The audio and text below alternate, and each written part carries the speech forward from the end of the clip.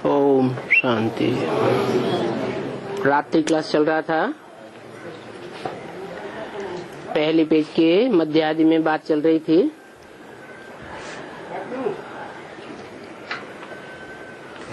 तारीख 17 अगस्त 1968।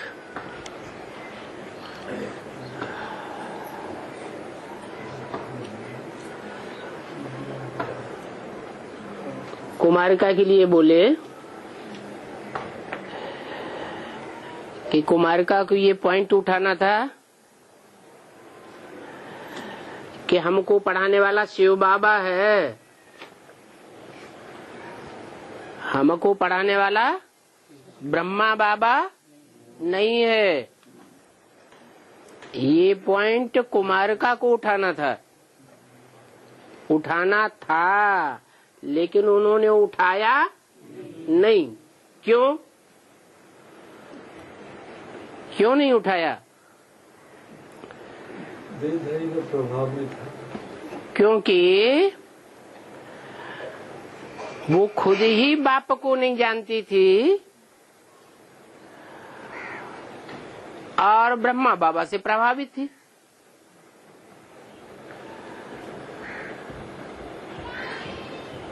तो अब बाबा ने तो डायरेक्शन दे दिया, कुमारिका को उठाना था। जिसको उठाना था उसने नहीं उठाया, तो क्या बाबा का वाक्य झूठा चला जाएगा?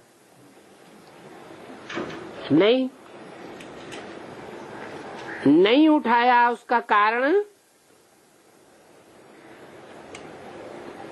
कि नाम मात्र नाम है कुमारिका। कुमारिका माने कुमारी।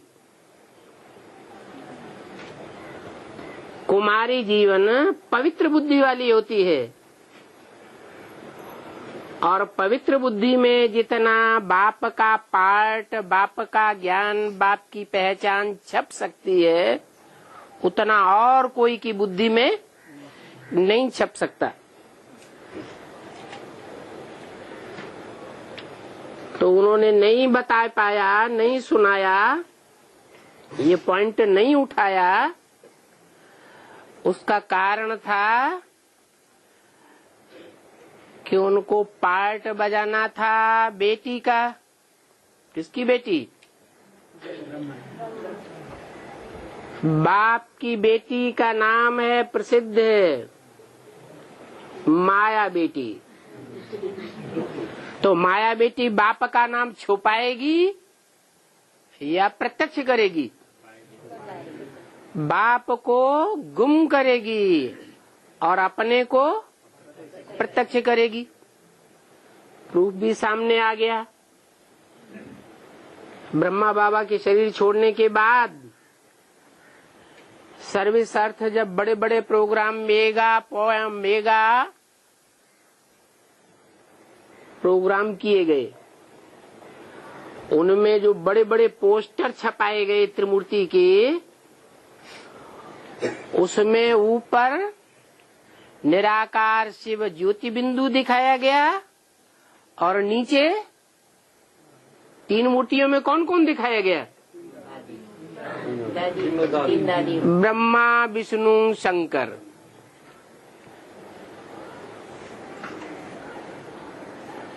पहले ऊपर शंकर की ऊंची स्टेज में कुमारिका दादी को, फिर नीचे दूसरी दो दादियों को दिखाया गया। मना कोशिश की अपने को बाप साबित करने की, परंतु फिर अव्यक्त वाणी में बाप दादा ने खुद ही बोल दिया, माया अब हिम्मत हार गई है। और 4-6 हॉस्पिटल्स में चक्कर काटते काटते आखिरी शरीर छोड़ दिया। अभी और ज्यादा पावरफुल हो गई होगी या कमजोर हो गई होगी? क्यों? क्योंकि स्थूल शरीर का बंधन था तो कमजोर बनाता था, और अभी तो सूक्ष्म शरीर का बंधन है। और दूसरी बात और बताई कि माया ने प्रकृति माता से हाथ मिलाई लिया। क्या हाथ मिलाई लिया? माना दोस्ती कर ली। पहले दोस्ती नहीं थी और अभी दोस्ती हो गई। रावण के कितने सिर दिखाए जाते हैं? 10 सिर। 5 विकार हैं माया के रूप: काम, क्रोध, लोभ, मोह, अहंकार। और 5 हैं प्रकृति के मुख। प्रकृति जड़त्वमयी है। बुद्धि कैसी है?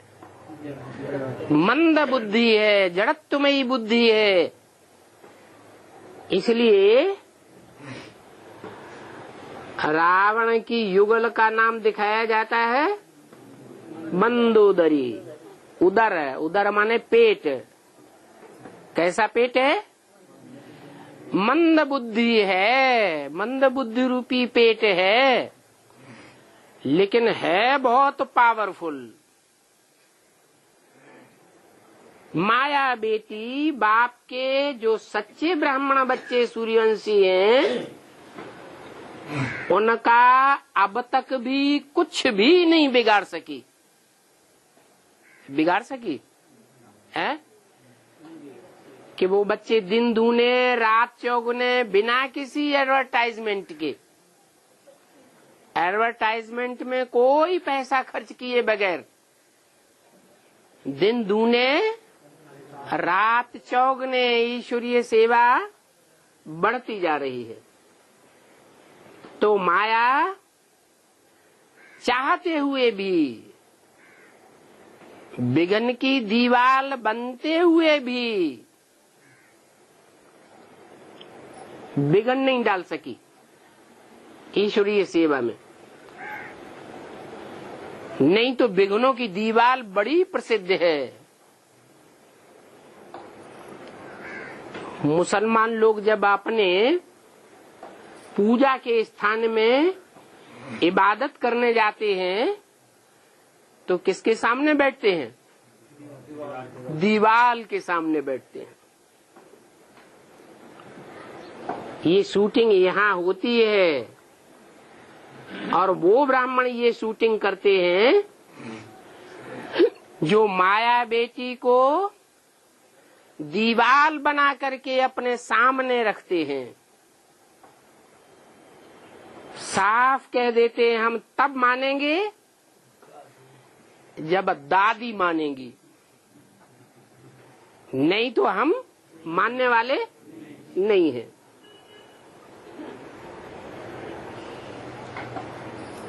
तो कुमार का दादी या माया बेटी का जो रूप है वो तो ये बात नहीं समझा सकती, ये पॉइंट आगे नहीं रख सकती कि हमको पढ़ाने वाला शिव बाबा है। लेकिन बाबा ने बोला 2 आत्माओं को, एक बोला उषा को और दूसरा बोला कुमारका को। तो उषा ने तो बताया और ठीक बताया। उषा माना सूर्य निकलने से पहले जो लाल लाल निकलती है उसका नाम है उषा। अंधकार का डायरेक्ट सामना सूर्य नहीं करता। कौन करता है? अंधकार के पीछे डायरेक्ट मुकाबला करने वाली पहले प्रत्यक्ष होती है लाल लाल उषा,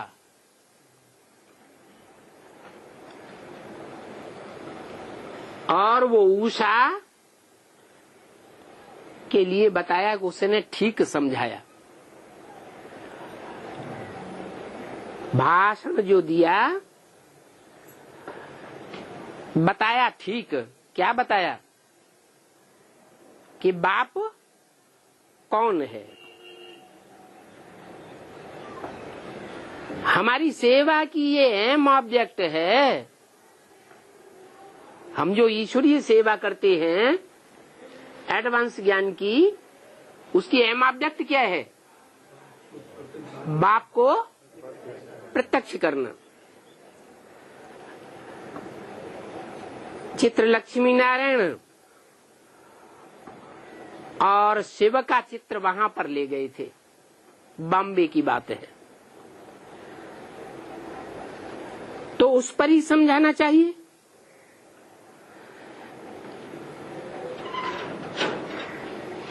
शिव के चित्र पर क्या समझावेंगे? समझावेंगे कि ये जो शिव के चित्र में 32 किरणें शिव बाबा के गुणों के रूप में दिखाई गई हैं, वो गुण साकार के होते हैं या निराकार के होते हैं? गुण तो साकार के ही होते हैं, अवगुण भी साकार के ही होते हैं। बिंदु के न गुण होते हैं और न अवगुण होते हैं। लेकिन कुमारिका की बुद्धि में ये बात नहीं बैठी क्या कि साकार में गुण अवगुण होते हैं, निराकार ज्योति बिंदु में गुण अवगुण नहीं होते हैं, इसलिए उसको निर्गुण निराकार परम ब्रह्म कहा जाता है। वो निर्गुण निराकार परम ब्रह्म जब साकार में आता है तब ये 32 गुण संसार में प्रत्यक्ष होते हैं, जिन गुणों से विश्व में शांति स्थापन होती है। बाप कहते हैं काम महाशत्रु है, इस पर जीत पहनो तो जगत जीत बनेंगे। काम जीते जगत जीत, भक्ति मार्ग में भी कहते हैं। तो बाप की ही महिमा करनी चाहिए कि सर्व की सदगति करने वाला एक ही बाप है, और जो भी आत्माएं हैं, मनुष्य मात्र की आत्माएं, वो न अपनी सदगति कर सकती हैं और न दुनिया की सदगति कर सकती है। सदगति का मतलब है बुद्धि रूपी आत्मा, मन बुद्धि रूपी आत्मा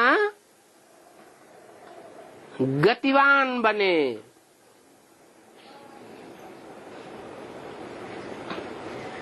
और गतिवान बन करके ऊंची स्टेज में जाए। निम्नगामी न हो। कैसी हो? ऊंची स्टेज में जाने वाली हो। नहीं तो बुद्धि मनुष्यों की धरणी की ओर खिंचती चली जाती है।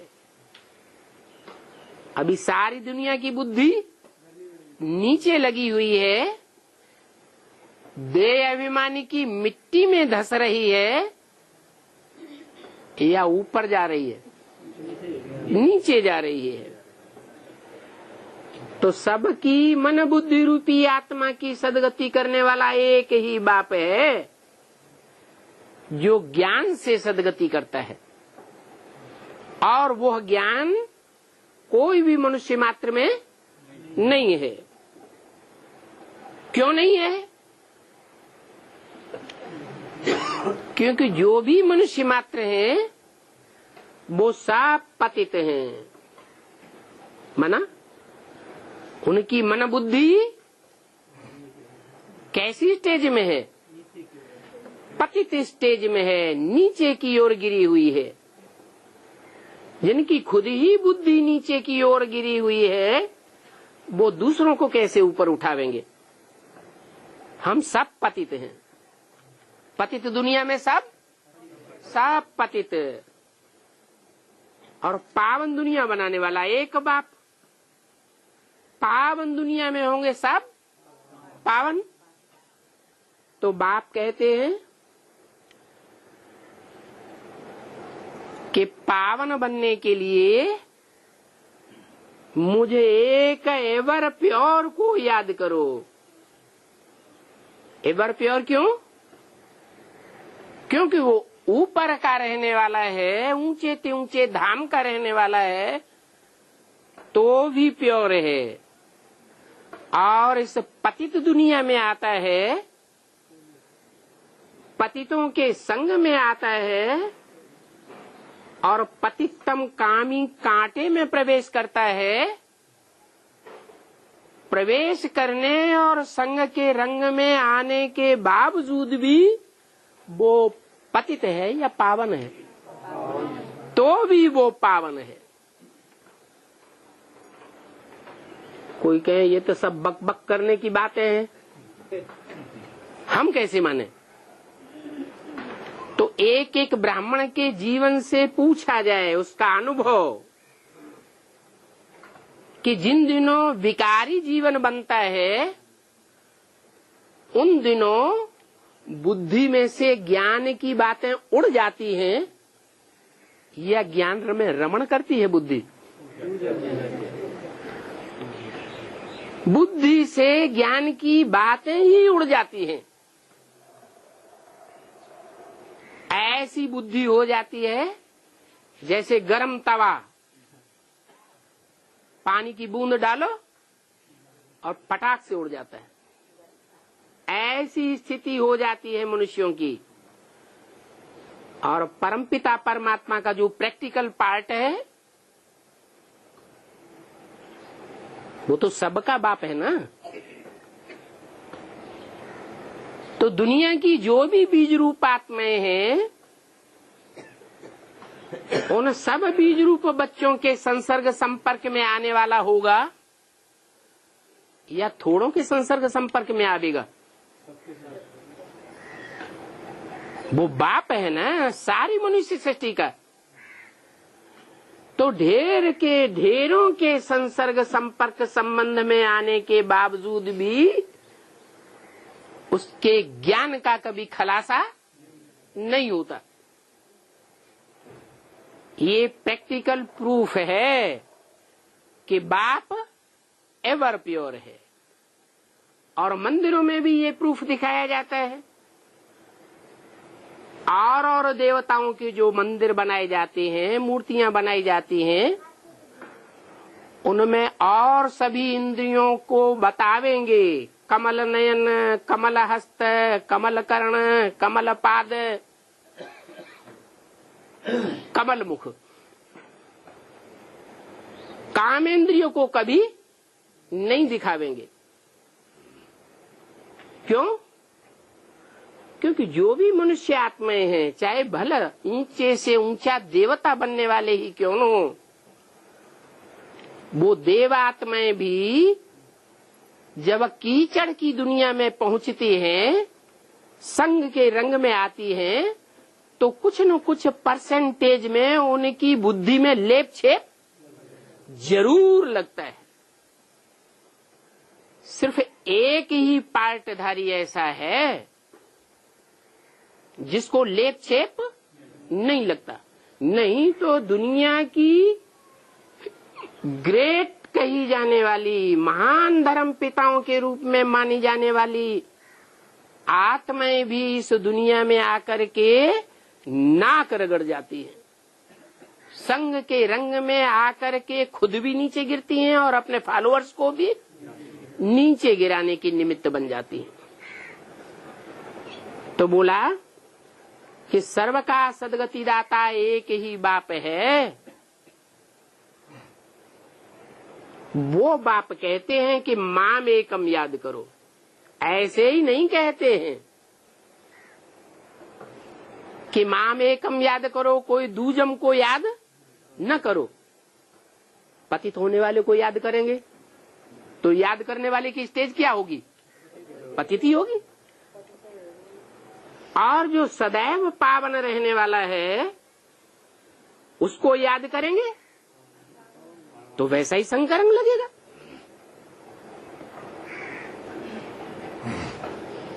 तो माम एकम याद करेंगे तो तुम्हारे सारे पाप भस्म हो जाएंगे। क्या? जो योग की अग्नि है, वो योग की अग्नि एक बाप को याद करने वाले के संस्कारों को ऐसे भस्म करेगी जैसे तीव्र अग्नि में कचड़े वाला सोना डाला जाता है तो सारा कचड़ा भस्म हो जाता है। धीमी आग में डालेंगे तो भस्म नहीं होता है। तो एक बाप की याद अर्थात अव्यभिचारी याद में वो शक्ति है कि ऐसी तीव्र अग्नि उत्पन्न करती है कि जन्म जन्मांतर के पाप भस्म हो जाते हैं। पाप भस्म हो जाएंगे तो आत्मा सुखधाम में चली जाएगी, सुख स्वरूप बन जाएगी। उसमें अशांति का नाम निशान नहीं रहेगा। और अभी तो दुखधाम है। दुखधाम में अगर कोई शरीर छोड़ेंगे, दुखधाम के वातावरण में, दुखधाम के माहौल में शरीर छोड़ेंगे तो कहाँ जन्म लेंगे? दुखधाम में जन्म लेंगे। तो तरीका बताया कि नरक की दुनिया के बीच रहते हुए भी हम बच्चों को वो बेहद का बाप कैसे स्वर्ग का वर्षा देते हैं।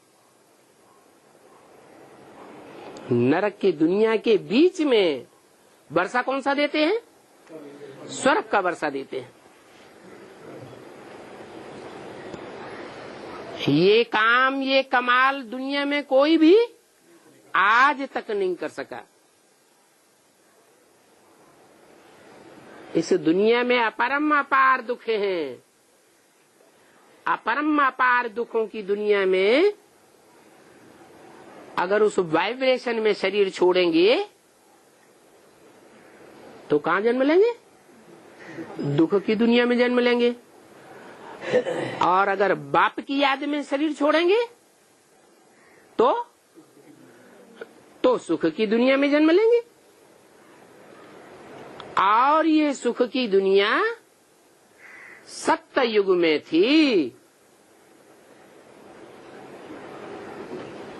सत्य बाप आकर के सत्य धाम की स्थापना करते हैं।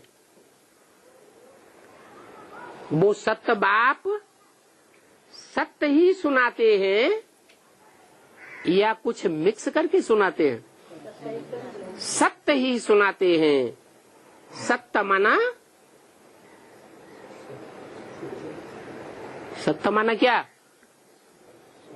सत्य माना ही ज्ञान। अगर उसमें थोड़ा भी अंश, जैसे दूध के भरे हुए घड़े में एक बूंद सर्प का विष डाल दिया जाए तो क्या हो जाएगा? है? विष ही हो जाएगा। ऐसे ही ईश्वर की वाणी में, ईश्वर के ज्ञान में थोड़ा भी मिक्सचरिटी का अंश होगा तो सारा ही अज्ञान असत्य हो जाएगा। तो एक बाप सत्य सुनाते हैं और बाकी सब मनुष्य मात्र कुछ न कुछ कुछ न कुछ मिक्स जरूर हो जाता है। क्रिश्चियंस भी कहते हैं 5000 साल पहले सुखधाम था, मना क्राइस्ट से 3000 साल पहले भारत में लॉर्ड कृष्ण का राज्य था। फिर वही लॉर्ड कृष्ण का राज्य अब फिर से स्थापन हो रहा है। तो उषा ने अच्छे पॉइंट पर लाया, कुमारिका ने नहीं। किसने लाया? उषा ने।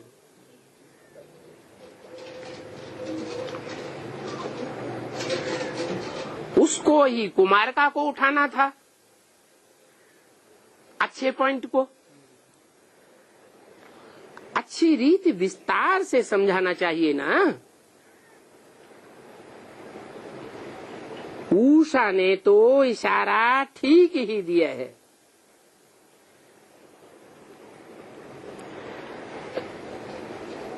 ये हम सब आत्माओं का बाप है।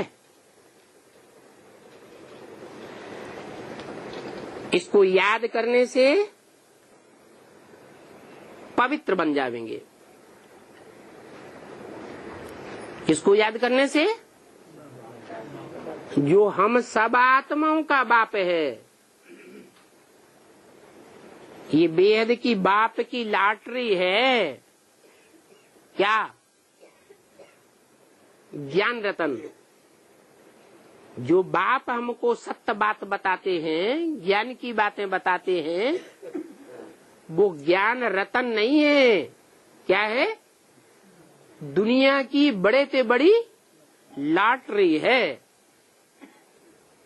माना बेसिक में से जो भी एडवांस में आते हैं और बाप के मुख से डायरेक्ट सुनते हैं, तो उनको क्या मिल जाती है? जैसे विश्व की बादशाही की लॉटरी मिल जाती है। हम ब्रह्मा कुमार कुमारियों का सारा जोर इस पवित्रता पर है। कौन सी पवित्रता? वो पवित्र ज्ञान जो बाप आकर के देते हैं। उस पवित्र ज्ञान से पवित्र दुनिया की स्थापना होती है। तो ब्राह्मणों को पवित्रता पर विशेष ध्यान देना पड़े। पवित्र दृष्टि, पवित्र वृत्ति, पवित्र वाचा। वाचा में एक अंश मात्र भी हमारी अपनी बात मिक्स नहीं होना चाहिए। अंश मात्र भी देह अभिमान की बात कोई को नहीं सुनाना चाहिए। ज्ञान सुनाते समय कभी कभी स्वार्थ बुद्धि बन जाती है ना। कोई को ज्ञान सुना रहे हैं, बड़ा आदमी है, तो स्वार्थ बुद्धि बन गई कि ये हमको बड़ा मकान दे देगा। जब एम ऑब्जेक्ट ऐसा हो जाता है तो उसमें मिक्सचरिटी शुरू हो जाती है। तो तुम्हारा सारा जोर, सारा मदार पवित्रता पर है।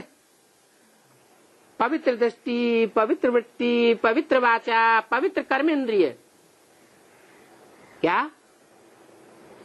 कर्मेंद्रियों से भी जो भी हमें संग करना है, किसके साथ करना है? हैं? एक बाप दूसरा न कोई। अब पवित्र दुनिया स्थापन होनी है, नहीं तो पवित्र दुनिया स्थापन नहीं होगी।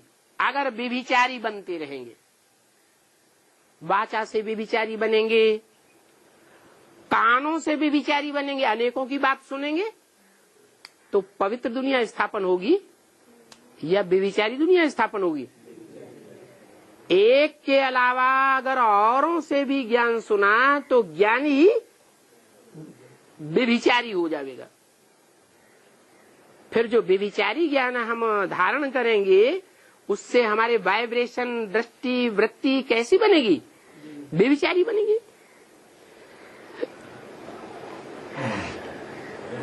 तो बोला कि पवित्र दुनिया अब स्थापन होनी है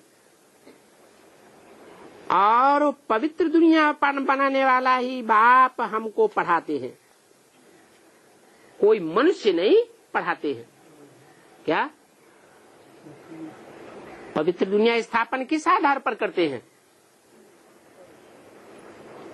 वो सदैव स्वस्थिति में स्थित रहने वाला बाप है, कभी भी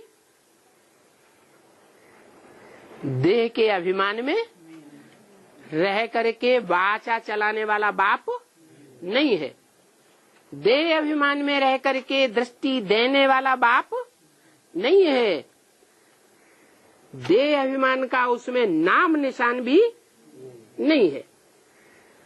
वो है सदैव स्वस्थिति में रहने वाला बाप, जो आकर के पवित्र नई दुनिया जिसका नाम ही है स्वर्ग।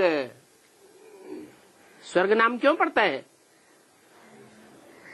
क्योंकि बनाने वाला स्वयं सदैव स्वस्थिति में रहने वाला है। इसलिए बनाने वाले के नाम के आधार पर उसकी रचना का नाम भी स्वर्ग पड़ता है, जहाँ जो भी आत्माएं होती हैं वो सब स्वस्थिति में रहने वाली होती है।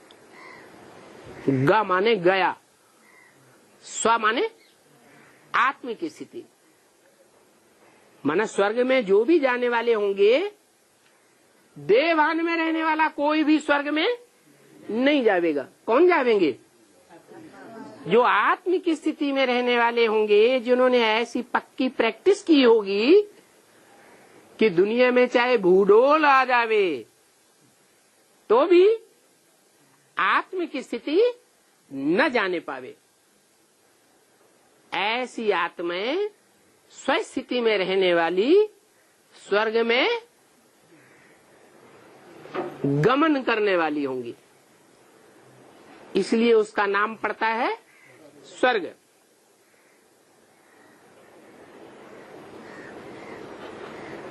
तो वही बाप हमको पढ़ाते हैं जो स्वर्ग स्थापन करते हैं। भगवान ने ही स्वर्ग की स्थापना की है। भारत सोने की चिड़िया था क्या? अगर कोई देखे कि सोने की बड़ी भारी चिड़िया उड़ती हुई जा रही है तो लोग क्या कोशिश करेंगे? है हम भी पकड़ लें, हम पकड़ लें, हम पकड़ लें, होड़ लग जाएगी। ऐसे कोई सोने की चिड़िया होती नहीं है, लेकिन ये कहावत है संगम युग के टाइम की कि संगम युग पर ही वो स्वर्णिम भारत बनता है, जिस स्वर्णिम भारत के ऊपर सारी दुनिया की नजर लग जाती है। जब भारत सोने की चिड़िया थी तो उस सोने की चिड़िया में जो वास करने वाले थे उनको कोई भी प्रकार का दुख नहीं था। अभी तो अथाह दुख है। ऐसे ऐसे अगर समझाती तो किसको भी टच हो सकता था। किसके लिए बोला? कुमारका के लिए। परंतु ड्रामा में ऐसा होना नहीं था।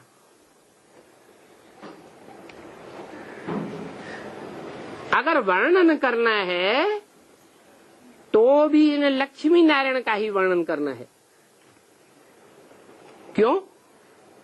महिमा गानी है तो सिर्फ लक्ष्मी नारायण की ही क्यों गानी है? क्योंकि दुनिया में जितने भी मनुष्य मात्र हैं, जो भी देवात्माएं हैं, सबकी ग्लानी है, लेकिन सत्यनारायण की कोई ग्लानी नहीं है। तो उनका ही गायन करना चाहिए। यही राज्य अब फिर से स्थापन हो रहा है। हमारी ये पांडव सेना है, क्या कोई राज्य लेना होता है तो किसका सहारा लेते हैं? सेना बनाते हैं, संगठन तैयार करते हैं। तो ये हमारी पांडव सेना है। पांडव सेना नाम क्यों दिया? पंडा के सब बच्चे हैं। हमको श्रीमत देने वाला एक ही पंडा बाप है जो रास्ता बताता जाता है। पंडा क्या करता है? रास्ता बताता है। जिस रास्ते पर, श्रीमत के रास्ते पर चलने से हम श्रेष्ठ देवता बनते हैं। तो बच्चों को सर्विस का शौक होना चाहिए, परंतु देह अभिमानी से देही अभिमानी बन नहीं सकते हैं।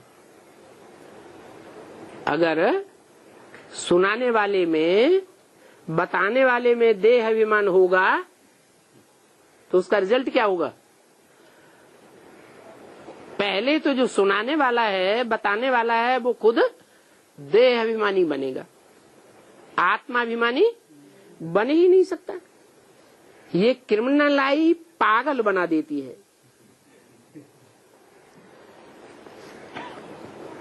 ठहर ही नहीं सकते। क्या सिविलाई में नहीं ठहर सकते हैं? क्योंकि जो सिविलाई बनते हैं, देही अभिमानी बनते हैं, वो देही अभिमानी बनने वाले के सामने जो भी आएगा वो शांत हो जाएगा। जैसे पारस पत्थर का जिक्र है ना, जो भी संसर्ग में आए तो सोना बन जावे। पारसनाथ कहते हैं ना।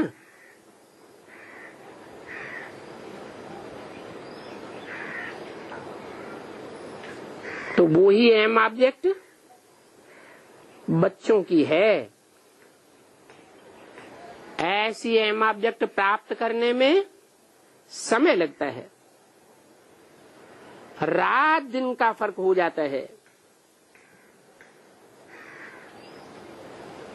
First grade, second grade, third grade समझाने वाले तो होते ही हैं। तो इस बेहद की पढ़ाई में भी पढ़ने वाले और पढ़ाने वाले नंबरवार हैं। समझना चाहिए ना कि जो अच्छी पढ़ाई पढ़ने वाले और पढ़ाने वाले हैं वो हमसे ऊंचे हैं। देह अभिमान में नहीं रहना चाहिए।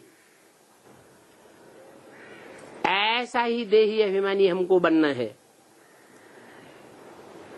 राजयोग की तपस्या पर भी समझाया जा सकता है। तुम बच्चे तो रचयिता और रचना के आदि मध्य अंत को जानते हो। इसमें सिर्फ माताओं की ही बात नहीं है, दोनों की ही जरूरत है। माताएं भी चाहिए और बाई भी चाहिए।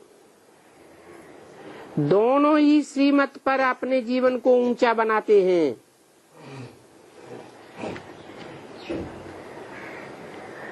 श्रीमत से ही पवित्र दुनिया स्थापन हो रही है।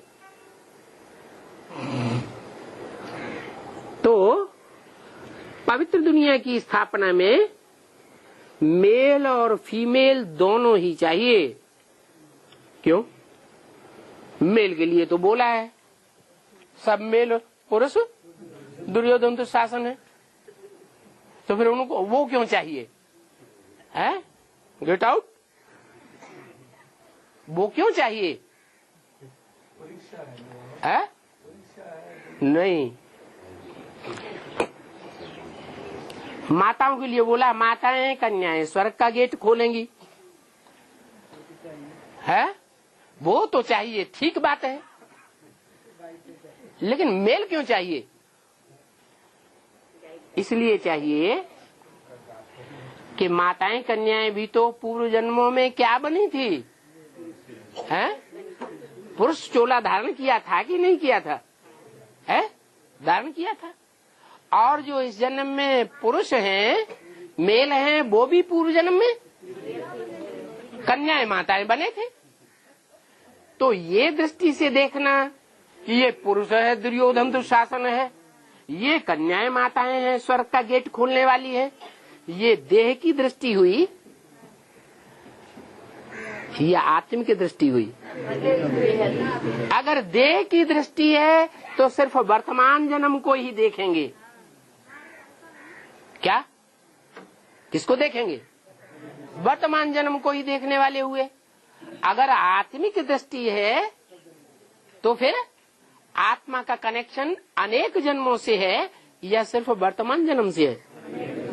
इस देह का कनेक्शन इस जन्म से है और आत्मा का कनेक्शन अनेक जन्मों से है। इसलिए चाहे इस जन्म में पुरुष चोला हो और चाहे इस जन्म में स्त्री चोला हो, चाहे पांडव हो और चाहे शक्तियां हो। शक्तियां क्यों कहा है? शक्तियां इसलिए कहा कि शिव के अटैचमेंट में है, इसलिए शक्तियां हैं। क्या क्या कहा? पांडव शक्ति कहा जाता है या शिव शक्ति? क्या कहा जाता है? शिव शक्ति कहा जाता है। तो शिव शक्ति की दृष्टि है तो हमारा जो भी भाई हैं उनका क्या संबंध हो जाता है उन शक्तियों से? माता। माता के अलावा कोई भी संबंध अगर बुद्धि में आता है तो क्या हो जाता है? पाप कर्म बन जाता है। पाप का संकल्प का बीजारोपण हो जाता है। क्योंकि इस समय बाप शक्तियों से स्वर्ग के गेट खुलवाने का काम कराने के लिए आए हुए हैं। लेकिन वो कार्य करने का कार्य तभी पूरा हो सकता है जबकि जो भी पांडव हैं वो शक्तियों के साथ ही बने ईश्वरीय सेवा में। अगर ईश्वरीय सेवा में दोनों मिलकर के नहीं चलते हैं तो स्वर्ग के गेट की खोलने के कार्य की संपन्नता नहीं हो सकती। ये क्या बात? इसलिए कि जो भी नई दुनिया बाप स्थापन करने वाले करने के लिए आए हुए हैं वो प्रवृत्ति मार्ग की दुनिया होगी या निवृत्ति मार्ग के सन्यासियों की दुनिया होगी? प्रवृत्ति मार्ग की दुनिया की स्थापना कराने के लिए आए हुए हैं। तो ऐसी प्रवृत्ति मार्ग की दुनिया की स्थापना करने के लिए स्त्री और पुरुष, पांडव और शक्तियां दोनों का मेल चाहिए। दोनों मिलकर के सेवा नहीं करेंगे तो पवित्र प्रवृत्ति मार्ग की स्थापना नहीं हो सकती। सन्यासी चाहे कि पवित्र प्रवृत्ति मार्ग की दुनिया हम स्थापन कर दें जंगल में जाकर के, तो कर सकेंगे? क्यों नहीं कर सकेंगे? हैं?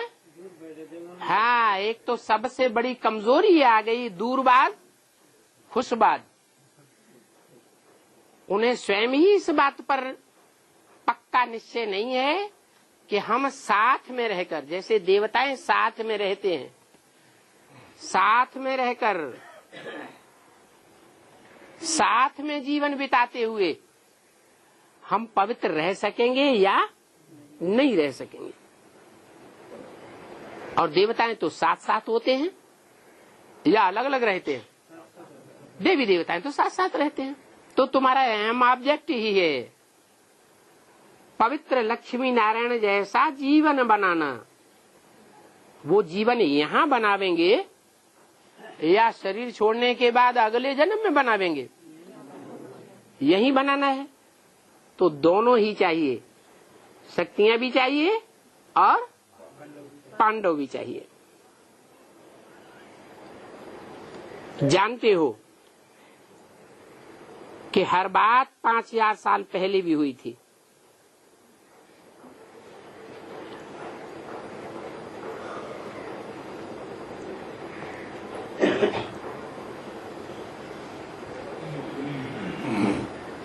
सूरत का कोई ब्रह्मा कुमार कुमारी की बात उठाई, बोले कि लिखे कि ये नई दुनिया स्थापन हो रही है, कल पहले मिसल, कोई नई बात नहीं है। 5000 वर्ष पहले भी ये सब हुआ था। 5000 वर्ष पहले मुआफिक राम राज्य की स्थापना हो रही है। पहले भी हुई थी और अब फिर से ये राम राज्य की स्थापना हो रही है। और जिस राज्य की स्थापना हो रही है वो दुनिया तो पहले भी पवित्र ही थी। पवित्र ही दुनिया ही होती है।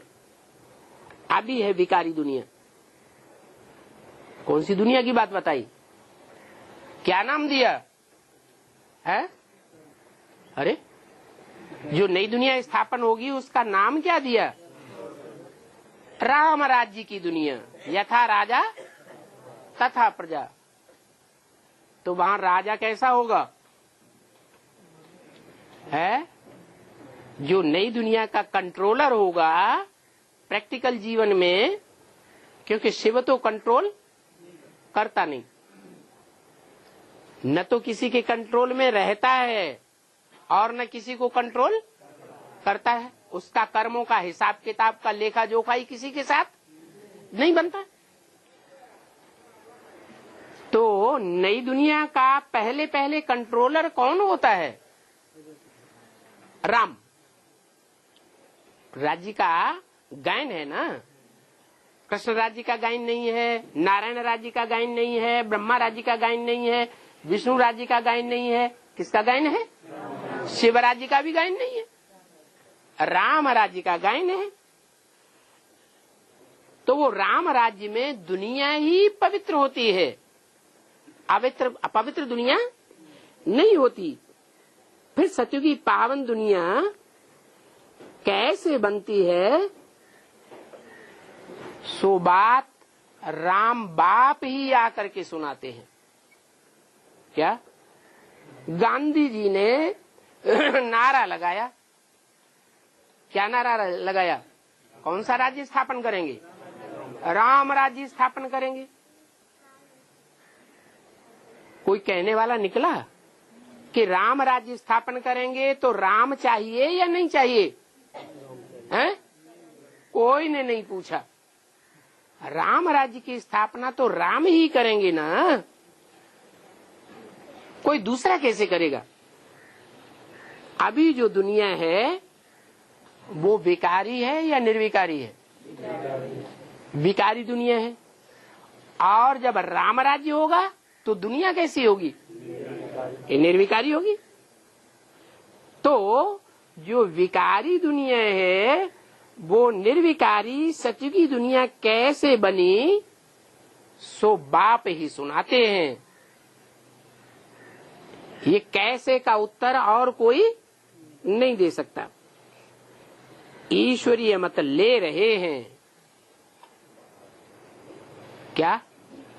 नई दुनिया, पवित्र दुनिया की स्थापना करने के लिए कौन सी मत ले रहे हैं? ईश्वरीय मत ले रहे हैं। ईश्वरीय मत क्यों नाम दिया है? ईश माने शासन करना, वर माने श्रेष्ठ। कैसी मत बताई? जो श्रेष्ठ मत है वो श्रेष्ठ मत ले रहे हैं। श्रेष्ठ मत क्यों?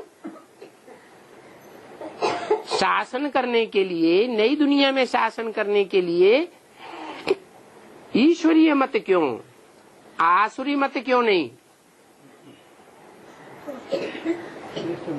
क्योंकि ईश्वर एक है और एक ही ईश्वर है जो बिना हिंसा किए, कोई भी प्रकार की हिंसा किए बगैर राम राज्य की स्थापना कराते हैं। क्या? नहीं तो दुनिया में जितनी भी राजाइयां स्थापन हुई,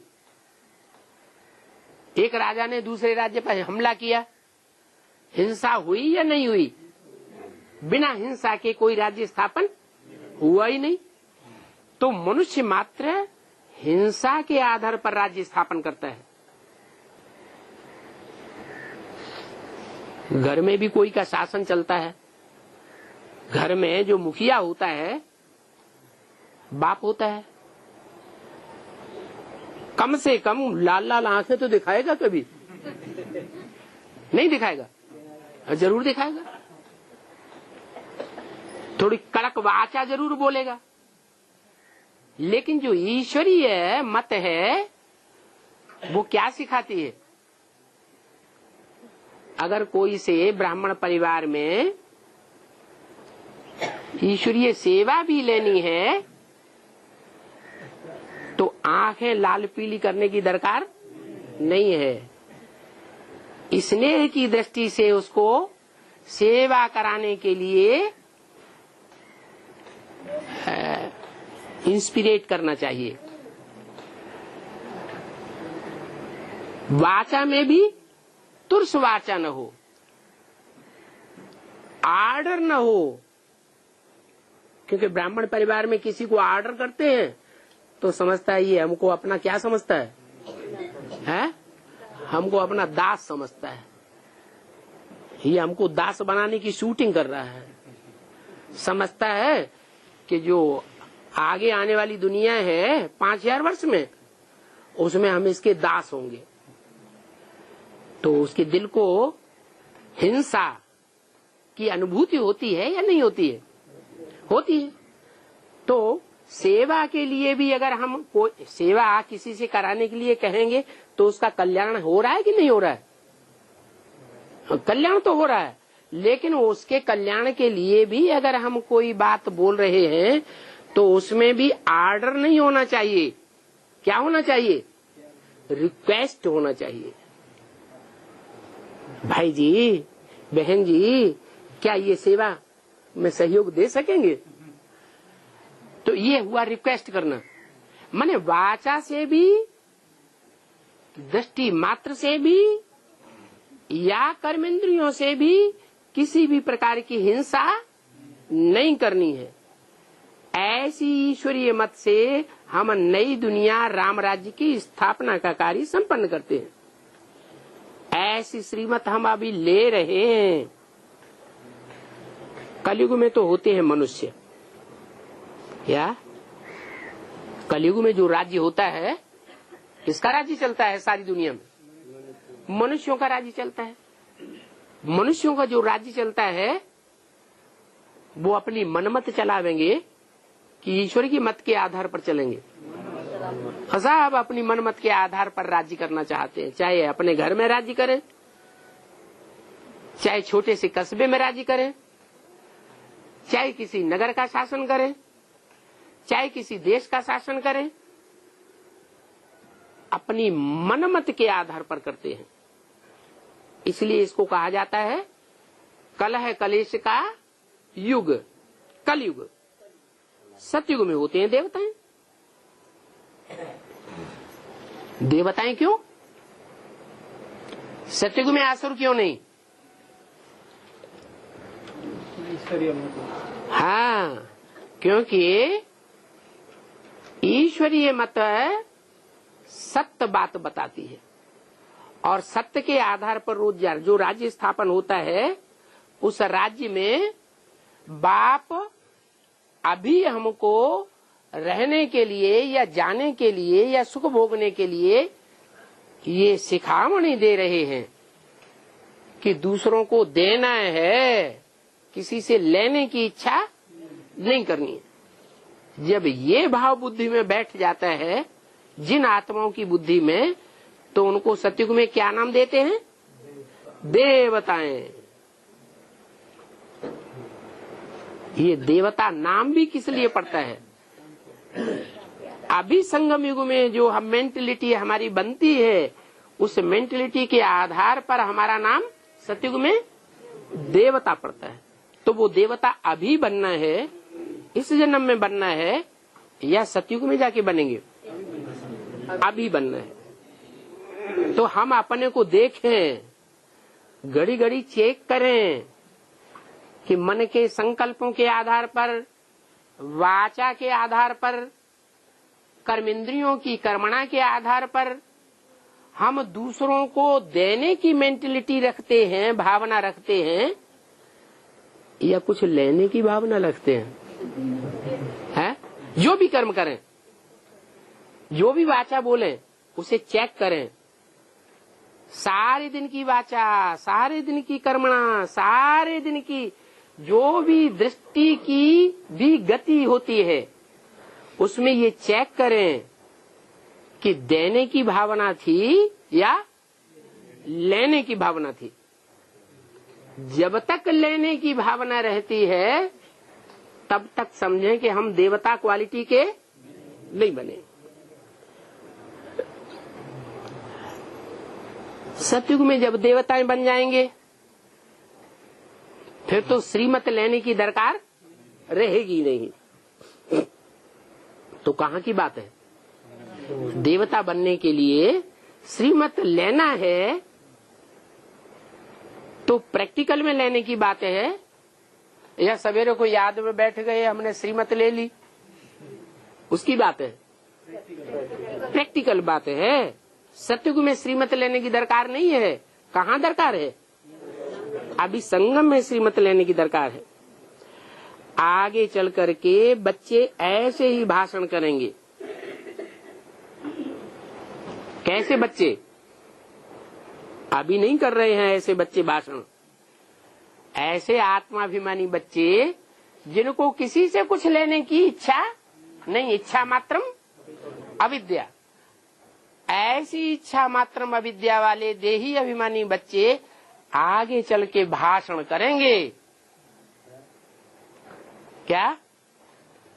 जो देह अभिमानी होंगे वो ऐसा भाषण नहीं कर सकेंगे। वो कैसा भाषण करेंगे? लेने की इच्छा वाला भाषण करेंगे। देह का सुख लेने की इच्छा उसमें समाई हुई होगी, या देने का भाषण करेंगे? वो लेने का भाषण करेंगे। और जो इच्छा मात्र में विद्या जैसी स्टेज वाले बच्चे होंगे, वो देने का भाषण करेंगे। लेना है तो एक से लेना है, और देना है तो सबको देना है। ये नहीं ये हमारी बहन है, ये हमारा भाई है शरीर का, ये हमारा बाप है, ये हमारी अम्मा है, इसलिए देना है। नहीं, कौन सी दृष्टि हो? आत्मिक दृष्टि हो। ऐसी आत्मिक दृष्टि वाले बच्चे आगे चल के सर्विस करेंगे। ऐसे सर्विसेबल बच्चे अभी ब्राह्मणों की दुनिया में नहीं है। अरे क्यों नहीं है? अरे क्यों नहीं है? क्योंकि यथा राजा तथा प्रजा होती है। ब्रह्मा बाबा के शरीर छोड़ने के बाद ब्राह्मणों की दुनिया में जो कंट्रोल करने वाला मुखिया ही अगर ऐसा होगा कि अपने मान मर्तबा लेने में लगा रहे, दूसरों को देने की बात ही बुद्धि में न समाती हो, तो ऐसा कर्म करने वाली आत्मा देह अभिमानी राज्य स्थापन करेगी, दानवों का राज्य, असुरों का राज्य स्थापन नहीं करेगी। तो ऐसा बच्चों को शौक होना चाहिए आत्मिक स्थिति में रह करके भाषण करने का। इसमें बहुत राय चलन चाहिए। क्या? रॉयल्टी किसको कहा जाता है? हाँ, रॉयल्टी कहा ही जाता है पवित्र मन, पवित्र वचन, पवित्र कर्म, उसको रॉयल्टी कहा जाता है। कल पहले जो बने थे वो पुरुषार्थ करते रहते हैं। बाप उनको डायरेक्शन भी देते रहते हैं। अच्छा, बच्चों को गुड नाइट।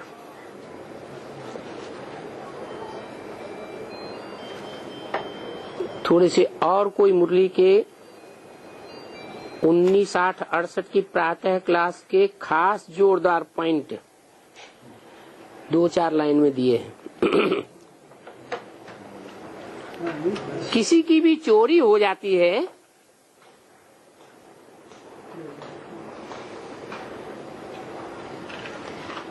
तो सब कुछ चला जाता है, ऐसे होता है ना।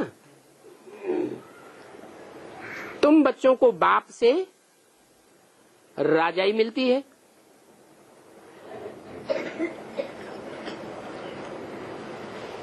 विश्व की राजाई मिलती है, बादशाही मिलती है, तो तुम बच्चों को चिंता करनी चाहिए कि हम इतने कपड़े इकट्ठे कर लें, इतनी जोड़ी जूतियां इकट्ठी कर लें, इतने पैसे इकट्ठे कर लें। ये चिंता रहनी चाहिए। क्यों? अरे हमको बाप से विश्व की बादशाही मिलती है तो क्या कपड़े आदि नहीं मिलेंगे? है? क्या ऐसा बाप मिला है जो विश्व की बादशाही तो दे वर्षे में, और विश्व की बादशाही देने वाला बाप हमको कपड़े आदि न दे, जाओ नंगे घूमो। हाँ, बाप सिर्फ कहते हैं कि फालतू खर्चा नहीं करना है। वो भी किस लिए कहते हैं? इसलिए कहते हैं कि कम खर्च बाला नसी। बाप ने ये हमारे कल्याण की बात बताई क्या, कि हम जितना ही यज्ञ का कम पैसा खर्च करके काम चलाएंगे उससे हमारा भाग्य बाला बनेगा। भाग्य कैसा बनेगा? ऊंचे से ऊंचा भाग्य बनेगा अगर हम कम खर्च में यज्ञ का ज्यादा से ज्यादा काम निकालेंगे।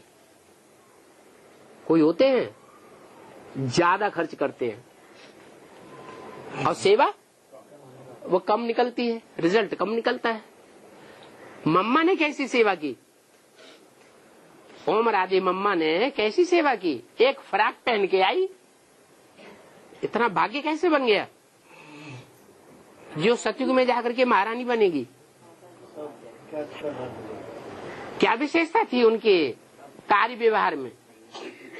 यही विशेषता थी कि यज्ञ का एक एक कौड़ी पाई पैसा किस दृष्टि से खर्च किया कि ये यज्ञ का पैसा है, इसको एक एक पैसे की बहुत वैल्यू समझनी चाहिए, कहीं व्यर्थ न चला जाए।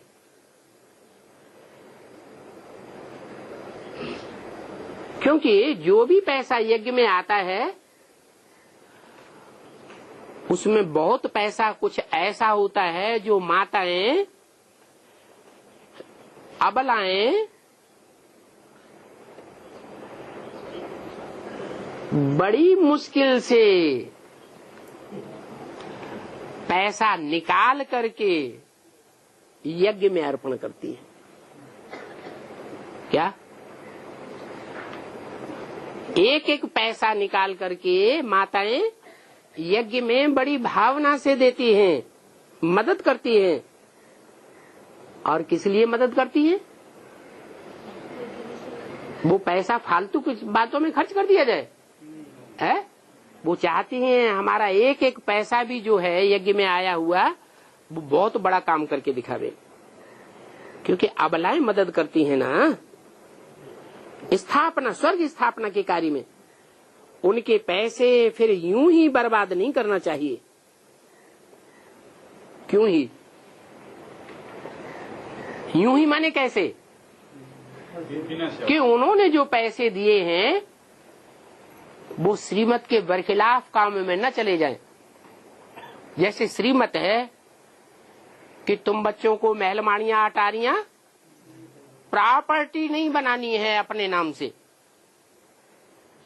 क्या बड़े बड़े महल माड़ियां उठा करके खड़े कर दिए, अंडरग्राउंड कंक्रीट के मकान बना दिए, उसमें अबलाओं का, बांधेली माताओं का पैसा, जो थोड़ा थोड़ा पैसा इकट्ठा किया वो उसमें लगाई दिया। बाबा कहते हैं दुनिया का तो विनाश होने वाला है।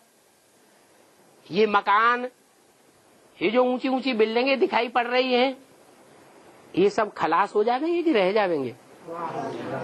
तो ईश्वरीय यज्ञ में जो पैसा आया, जिससे ये महल माणी अटारी बना करके खड़े कर दिए, ये पैसा बर्बाद चला जाएगा कि आबाद होगा?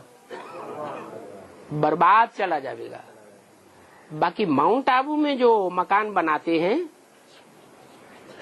मधुबन में जो मकान बनाए जा रहे हैं, उनमें तो बच्चों की परवरिश विनाश के टाइम पर होगी। उसके लिए नहीं बोला। कहाँ के लिए बोला? बाहर की दुनिया में कहीं भी महल माड़ियां, अटारियां या प्रॉपर्टी आदि बनाने की दरकार नहीं है। तो पैसे बर्बाद नहीं करना चाहिए। माताएं, अबलाएं, कुब्जाएं तुम्हारी परवरिश करती है, फिर तुम्हारा काम है जब अकाल पड़ेगा कि नहीं? तो जिन कन्याओं माताओं ने तुम्हारी परवरिश की है, तुम्हारी परवरिश में पैसा लगाया ना, कि हमारी बहनें भूखी न रहें, हैं, नंगी न रहें, हैं, जो बरसात अरसात पड़ती है उसमें कहीं रात में जागना न पड़े, मकान टपकता रहे। किराए पर मकान लेने के लिए बाबा ने बोला। तो इतनी माताएं तुम्हारी संभाल करती हैं, तो किस दृष्टि से करती हैं? जब अकाल दुकाल पड़ेगा तो तुमको उनकी परवरिश करनी है। ऐसे नहीं तुमने यज्ञ में पैसा दिया था, वो तुम्हारा खलास हो गया, अब तुम यहां क्यों आई? नहीं, हमारा फर्ज बन जाता है कि उन कन्याओं माताओं को जब दुनिया उनको ठुकराए देगी, तुम सब द्रौपदियां हो, बोला कि नहीं? तो सब द्रौपदियों को दुर्योधन दुशासन ठुकराएंगे या नहीं ठुकराएंगे? ठुकराएंगे। तो तुम बच्चों का फर्ज है कि उनको परवरिश अच्छे से करना, उनकी परवरिश भी करनी है, ये तुम्हारा काम है। अगर नहीं परवरिश करेंगे, उनके दुख के टाइम पर तो 100 गुना पाप बनकर के तुम्हारे सिर पर चढ़ जाएगा। क्या कहा है? मान लो कोई माता है, उसने अपने परिवार में लड़ाई लड़ करके पैसा निकाला कुछ और यज्ञ में दिया, या मकान ही निकाला दिया, और उस बूढ़ी माता को पैसा लेकर के, धन संपत्ति लेकर के लेने वालों ने बाद में दूध की मक्खी की तरह निकाल के फेंक दिया। उसको लौकिक परिवार वालों के घरों में बर्तन साफ करके अपनी जिंदगी गुजारनी पड़ रही है। ऐसे ढेर के ढेर मिसाल मिलेंगे। तो पाप हुआ या पुण्य हुआ? अरे ईश्वर के परिवार के बच्चे और ऐसे ऐसे काम करते हैं कि सारी धन संपत्ति हड़प ली और फिर दूध की मक्खी की तरह निकाल के फेंक दिया। ये ईश्वरीय परिवार है। लोगों को विश्वास बैठेगा या अविश्वास? अविश्वास बैठ जाएगा तो 100 गुना पाप का बोझा चढ़ जाता है। बाप तो कहेंगे ना कि अच्छा पुरुषार्थ करके ऊंच पद पाओ, गरीबों पर, दुखियों पर रहम करो, गरीबों को पैगाम देते रहो। जो दुखी आत्माएं हैं, यज्ञ से वंचित हुई आत्माएं हैं, उनको पैगाम देते रहो ईश्वर का कि ईश्वर बाप प्रैक्टिकल में सृष्टि पर आया हुआ है, गरीब निवाज बाप आया हुआ है। क्या लखापति करोड़पति हीरों के व्यापारी का बाप नहीं आया हुआ है। किसका बाप आया हुआ है? गरीब निवाज बाप आया हुआ है। वो बाप कहते हैं कि मुझे याद करो तो तुम पावन बनेंगे। मुझे याद करो कहते हैं तो साकार हुआ या निराकार हुआ? कहते हैं ना, मुख से कहते हैं। मुझे याद करो माने कोई एक ही पक्का स्वरूप है। अब स्वर्ग में जाने के लिए एक बाप को याद करो। सभी को यही पैगाम देते रहो। अच्छा, बच्चों को बाप दादा की गुड मॉर्निंग। ओम शांति।